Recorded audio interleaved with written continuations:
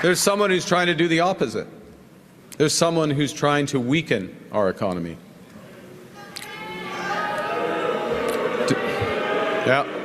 Donald Trump. Donald Trump.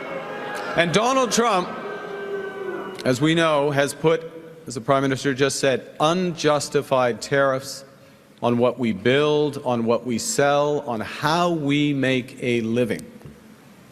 He's attacking Canadian families, workers, and businesses, and we cannot let him succeed.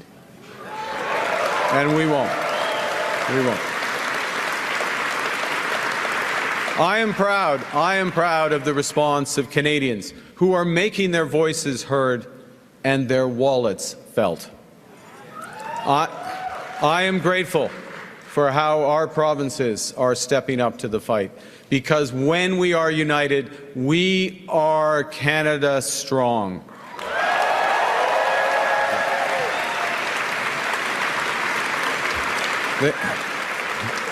The Canadian government has rightly retaliated and is rightly retaliating with our own tariffs that will have maximum impact in the United States and minimum impact here in Canada.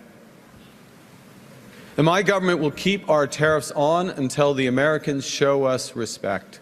Meanwhile,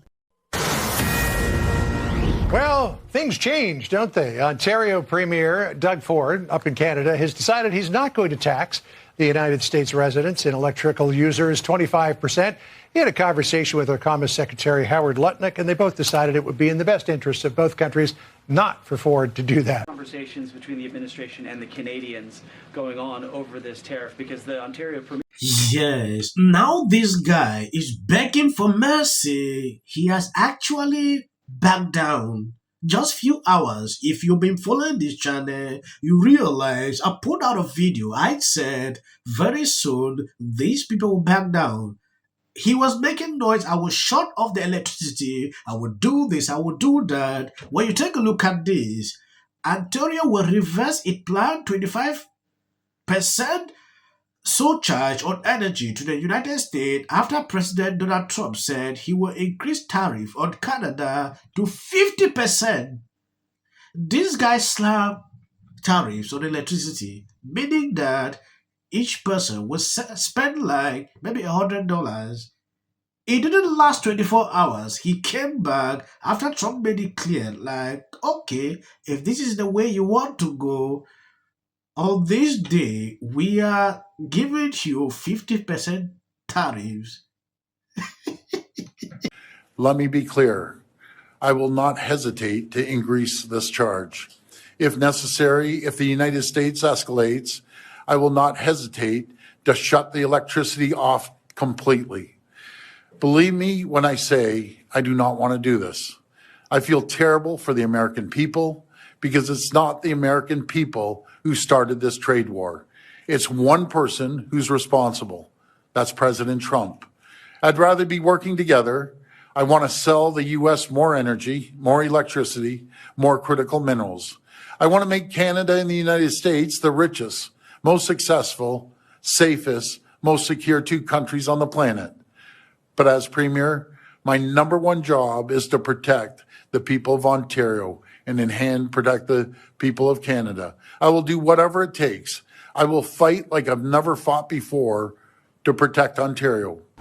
Yes, it is now. This guy is realizing that Trump is not messing around. He went on a media tour a few hours ago, like, if Trump, I will slam, I will increase the tariff, I will shut off the electricity. You know, I saw him on CNN, MNBC, saying this. Trump made it clear, okay, I will increase the tariff to 50%. He didn't make up to 40 minutes. He now came. Want to know what it's like being Canadian? It's basically like living in the Ruby Frankie house. If you don't know who Ruby Frankie is, she was a vlogger on YouTube. She had millions of followers, and now she's in jail. Let me just show you. This is Ruby Franke. She abused her kids for fame. So Ruby Franke's entire thing was just to seem like the perfect mom, perfect wife, and perfect family to the outside world. Meanwhile, she was physically, emotionally, and mentally abusing her kids in the back. The dad is now pretending he had absolutely no idea any of this was happening, even though he was there the whole time. And she finally went to jail because the kids ran away from home and said, hey, we need help, even though they've been screaming for help for years. That's exactly what is happening in Canada right now. 40% of Canadians can see that there's an issue, are pointing out problems, are asking for help, and they represent the kids in the family. 60% of Canadians love gaslighting. If you point out any single problem, they take it as a personal attack because their entire programming has been told to make that perfect image of Canada. Like, we're friendly, we're this, we're like naive. Meanwhile, that's all surface level. Most Canadians, 60%, are just backstabbers, crab in the bucket kind of people who would rather vote against their own good just to virtue signal. And that's because they've been programmed that way. It doesn't even matter if you're talking about like politics, if you're talking about work, if you're talking about family related kind of things. A lot of Canadians love gaslighting and pretending like everything's okay when it absolutely isn't. And so it's really hard to actually fix a problem. So a lot of you are like, well, wouldn't us being absorbed by the United States fix all of that? Yeah, but then we're doing a disservice to Americans by inviting 60% of these like unstable, like cuckoo Canadians to just roam around and also vote. Like, they just finally got rid of their crap system down here in the United States, and we're just going to invite 60% of like worse than Democrats in the US Canadians in here. Like, that's not a solution for the US. So if you want to take Alberta, Saskatchewan, Northern BC, absolutely go for it. But like, I honestly think the long-term solution to even Canada not being a country but a corporation is to kick out the monarchy and every province become its own entity. Because you can't really solve a problem when you have 60% of Canadians gaslighting you and telling you there isn't a problem.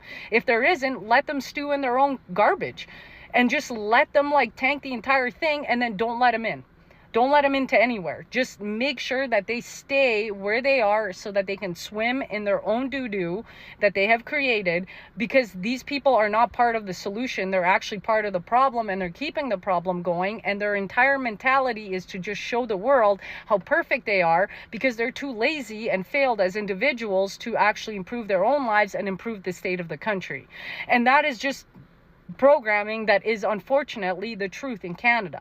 So if you want long-term solutions, the only solution is to become a republic for every single province, and then people can move to whatever province that they think politically kind of, resonates with themselves. She is right. That is it.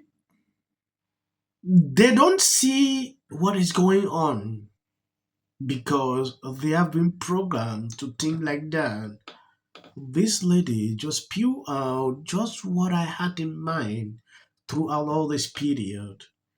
I didn't want to do videos about Canada, but when I see this escalation, things going on, and I don't see people really calling this out the way they should, reasons I'm reporting this. White House press secretary just sent a strong warning to Canada for threatening to shut off American power.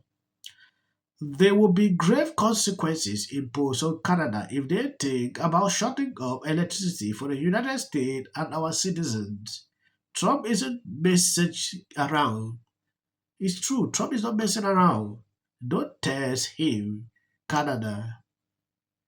If Trump says something, you need to listen again because he will do exactly that. Conversations between the administration and the Canadians going on over this tariff, because the Ontario Premier says the next step is to cut off electricity to the U.S. And the president put out a statement after seeing those comments and said that it would be there would be grave consequences imposed on Canada if they think about shutting off electricity for the United States of America and our citizens. And the president is also determined to ensure that we are depending on American electricity, not the electricity production of foreign nations, including our allies in Canada. As for conversation, we are in a period of transition from the mess that was created under Joe Biden in the previous administration. I do lots of media.